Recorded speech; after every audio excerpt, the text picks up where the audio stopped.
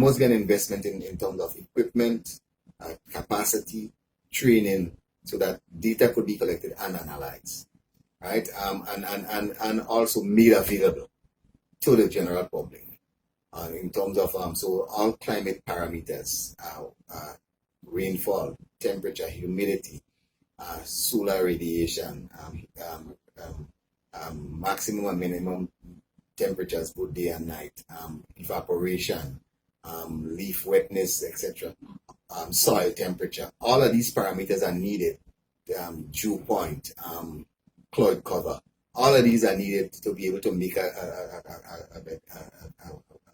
intelligent decision in terms of how we will cultivate, what we will cultivate, when we will cultivate, right? So that's one of the issue of data. The other issue is of adapting measures that could mitigate or reduce the impacts of climate change on crop cultivation. So introducing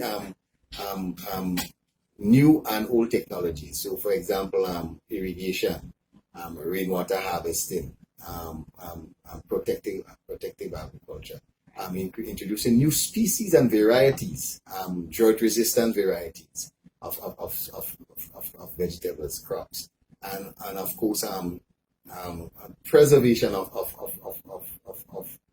natural vegetation that are beneficial or that could withstand climate change impacts.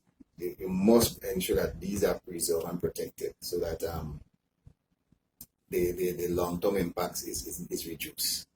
And then the whole issue of public perception, right? The education aspect, ensuring that there is investment in addressing those issues.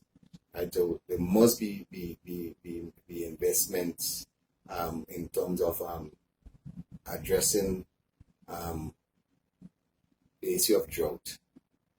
Right? We are seeing the impacts of drought. We know that we are having short-term droughts, or what I call climate variabilities, where in the dry season you would have heavy rainfall, and in the wet season you'll have extremely dry periods. Planning for it, having a policy to deal with it, and not just a policy, but implementing what the policy calls for in terms of the right mechanisms to address it. The issue of climate smart agriculture.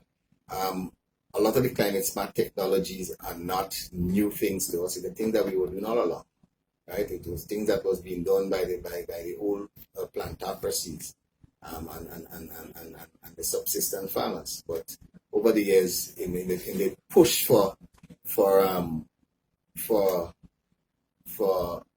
rapid short-term